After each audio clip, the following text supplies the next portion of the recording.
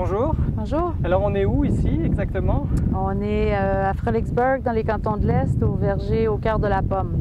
Donc ici c'est votre verger, c'est ça? On est dans le verger, on est dans une partie peut-être entre les arbres plus anciens puis des arbres que vous avez plantés cette année, c'est ça? C'est ça. On est dans notre verger, on a deux parcelles. Le verger est divisé en deux par la rivière au Brochet, donc on a toute une section de ce côté-ci, puis on a une section qui est de l'autre côté de la rivière.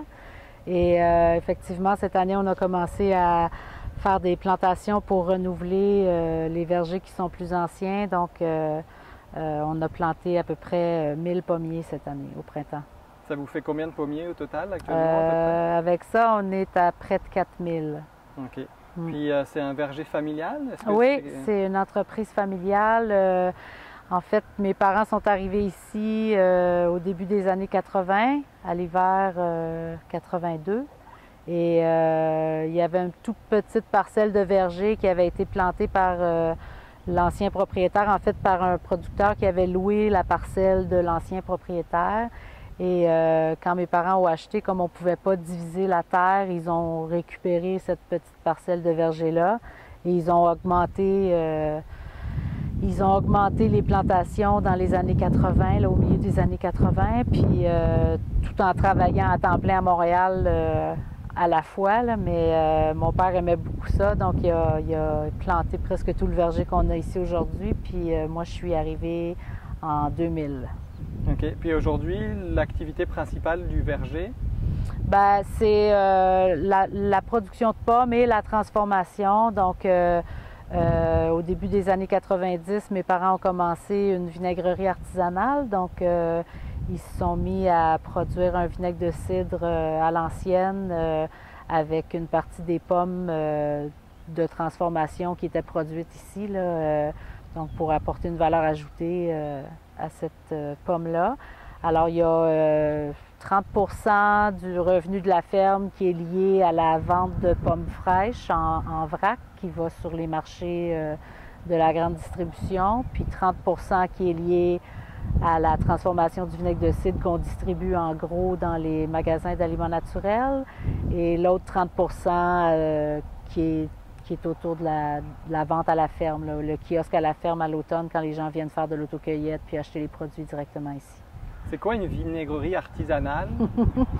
C'est là où on fait le vinaigre. Donc, c'est un peu comme un chai dans le vin, mais on fait une étape de plus. Donc, on utilise de la pomme cueillie. Alors, il n'y a pas de pomme tombée qui entre dans notre procédé.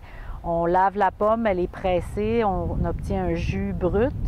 Et ce jus-là est d'abord fermenté en cidre alcoolisé. Et ensuite, il y a un deuxième procédé de fermentation qui va faire que l'alcool va se transformer en acide acétique, donc en vinaigre. Et c'est un procédé qui prend presque 2 ans parce qu'on a une première fermentation qui est assez lente dans un environnement qui est plutôt frais. Et ça prend beaucoup de mois à faire le cidre d'abord pour être capable d'aller chercher tous les arômes de la pomme.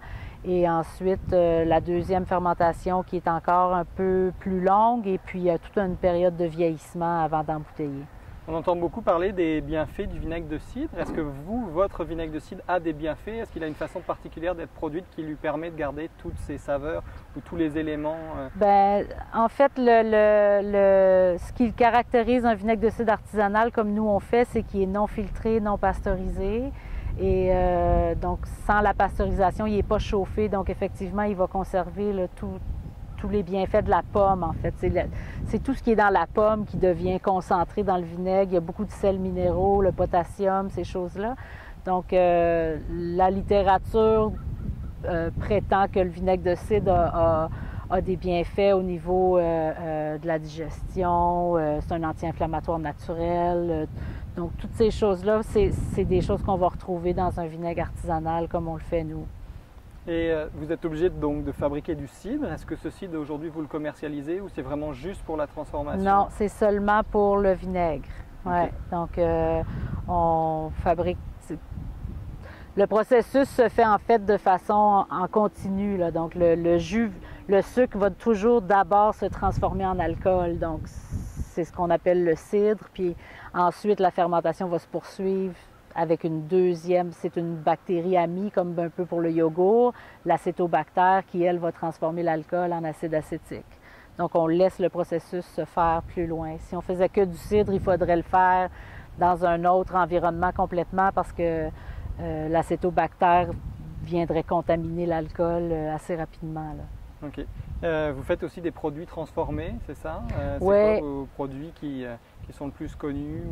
On a toute une gamme de petits pots qu'on appelle communément ici, qu'on a commencé à faire principalement pour approvisionner le kiosque à la ferme à l'automne.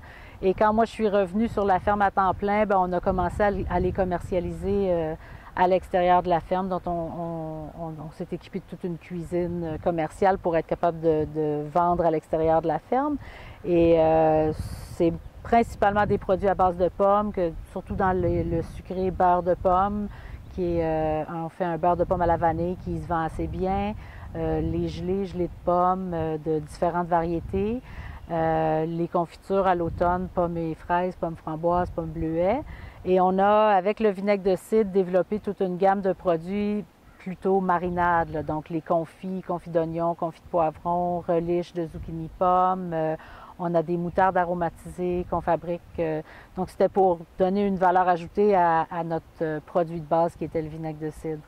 OK. Et vous aviez aussi lancé, c'est peut-être il y a 1 an ou 2, le principe de pouvoir s'abonner ou de parrainer un arbre? Oui, en fait, c'est la nature dans votre courrier, c'est un principe de location de pommiers.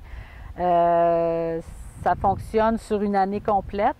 Donc, les gens peuvent louer un pommier, devenir pommiculteurs amateurs pour l'année. Ils reçoivent un certificat qui leur dit qu'ils sont pommiculteurs chez Au Cœur de la Pomme pour l'année.